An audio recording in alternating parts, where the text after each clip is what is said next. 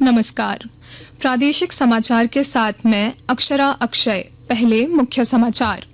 20 नवंबर को होने वाले दूसरे चरण के मतदान के लिए नामांकन पत्र वापस लेने की कल अंतिम तिथि। इस चरण के लिए 634 उम्मीदवारों ने नामांकन का पर्चा दाखिल किया। चुनाव में धन बल पर अंकुश लगाने के लिए जांच अभियान तेज। मतदान की घोषणा के बाद से अब तक राज्य के विभिन्न इलाकों से 121 करोड़ से अधिक के सामान और नगद राशि बरामद की गई। और झारखंड समेत देश भर में हर्षोल्लास के साथ मनाया जा रहा है दीपावली का त्योहार। और अब समाचार विस्तार से। झारखंड में दूसरे चरण के चुनाव के लिए नाम वापसी का कल आखिरी दिन है। इस चरण के लिए 634 उम्मीदवारों ने नामांकन भरा है। दूसरे चरण के लिए 20 नवंबर को 38 निर्वाचन क्षेत्रों में मतदान होगा, जबकि पहले चरण के लिए 13 नवंबर को 43 निर्वाचन क्षेत्रों में मतदान होगा। वोटों की गिनती 23 नवंबर को होगी। मुख्य निर्वाचन पदाधिकारी के रवि कुमार ने कहा है कि 2019 के विधानसभा चुनाव से इस बार अधिक प्रत्याशी मैदान में हैं। इन बढ़े प्रत्याशियों के लिए निर्वाचन आयोग के पास पर्याप्त ईवीएम है। उन्होंने बताया कि प्रथम चरण के चुनाव के लिए नाम वापसी की प्रक्रिया पूरी हो गई है। वहीं दूसरे चरण के लिए स्क्रूटनी की गई। कुछ जिलों में प्रत्याशियों को सूचना देने के लिए कल दिन के 11 बजे बुलाया गया है। उसके बाद स्पष्ट हो जाएगा कि नामांकन किए कितने प्रत्याशी के नामांकन दुरुस्त मिले हैं। अभी तक हम लोग की एक ट्रेंड क्या मिल रही है, लास्ट इलेक्शन से इसी बार वो कैंडिडेट का संख्या थोड़ा सा ज्यादा ही आ रही है। तो उसी का हैंडल करने के लिए कितना भी ईवीएम सब कुछ ऑलरेडी हम लोग के पास अवेलेबल है। कितना मशीन चाहिए हम लोग ऑलरेडी वो कहाँ ज्यादा रहते थे उस हिसाब से कैलकुलेट करते, उस हिसाब से हम लोग की कैलकुलेशन सही चल रही है। इसलिए बाकी तैयारी के लिए कोई कमी नहीं है, उसमें केवल कैंडिडेट का पार्टिसिपेशन बढ़ा। राज्य में आदर्श आचार संहिता लागू होने के बाद से अब तक करीब 121 करोड़ रुपए से अधिक के अवैध सामान और नकदी जब्त की गई है। 121 करोड़ का सीजर हुई थी। बेसिकली फ्रीबीज आइटम, कैश, ये सब कुछ लेकर कुछ सफलता मिला करके सूचना मिल रही है। अभी तक एमसीसी वायलेशन का 22 केसेस का दर्ज की गई। रांची पुलिस ने नामकुम थाना क्षेत्र के एक निजी स्कूल में छापेमारी के दौरान लगभग 1 करोड़ 15 लाख रुपए बरामद किए। रांची के उपायुक्त वरुण रंजन और एसएसपी चंदन कुमार सिन्हा ने बताया कि विधानसभा चुनाव के स्वतंत्र, निष्पक्ष एवं भयमुक्त संपन्न कराए जाने को लेकर लगातार की जा रही कार्रवाई के दौरान स्कूल में छापेमारी की गई थी। स्कूल परिसर में चुनाव प्रक्रिया को प्रभावित करने एवं मतदान में धन बल का उपयोग करने के उद्देश्य से नकद रुपया छुपाकर रखा गया था, जो आदर्श आचार संहिता का स्पष्ट उल्लंघन है। झारखंड विधानसभा चुनाव को लेकर धनबाद, हजारीबाग, देवघर समेत राज्य की कई जिलों में छापेमारी की गई। उधर पाकुड़ के उपायुक्त मनीष कुमार और पुलिस अधीक्षक प्रभात कुमार के नेतृत्व में पाकुड़ जेल के छापेमारी की गई। इधर गिरिडीह, साहिबगंज, जामताड़ा जेल में भी छापेमारी की गई। हालांकि कहीं से कोई आपत्तिजनक सामान की बरामदगी नहीं हुई है। वहीं दूसरी ओर राजधानी रांची में पुलिस ने फ्लैग मार्च निकाला। इस दौरान लोगों से निर्भीक होकर मतदान करने की अपील की गई।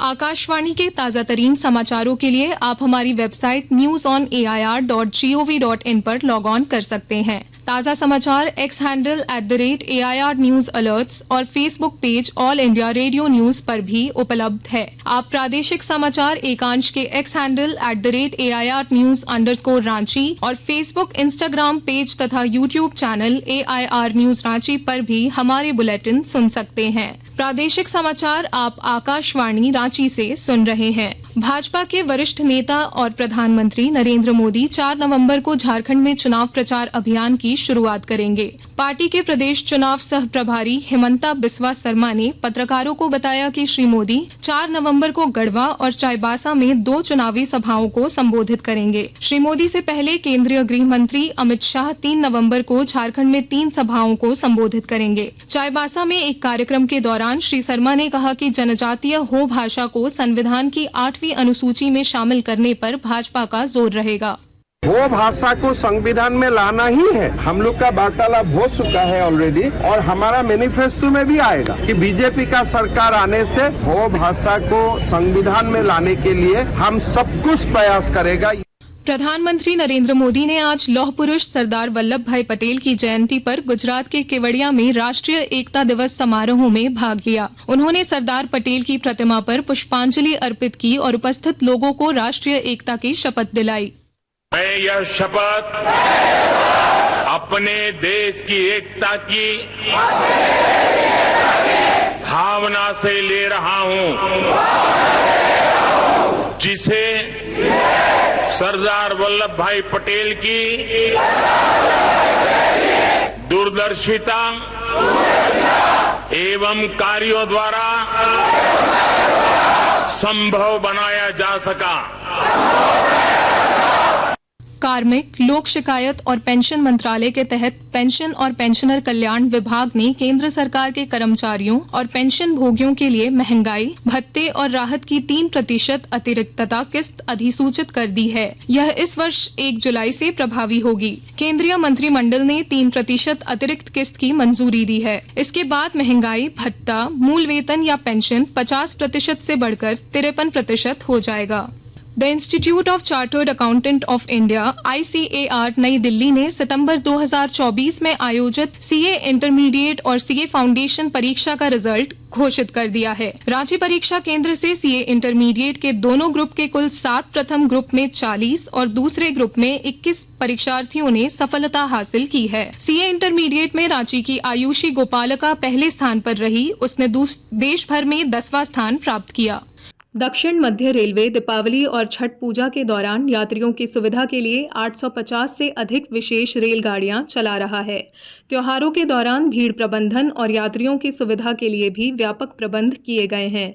सिकंदराबाद, हैदराबाद, कांचीगुड़ा, विजयवाड़ा और तिरुपति जैसे प्रमुख रेलवे स्टेशनों पर कमान और नियंत्रण केंद्र के अलावा अतिरिक्त बुकिंग काउंटर और हेल्प डेस्क बनाए गए हैं।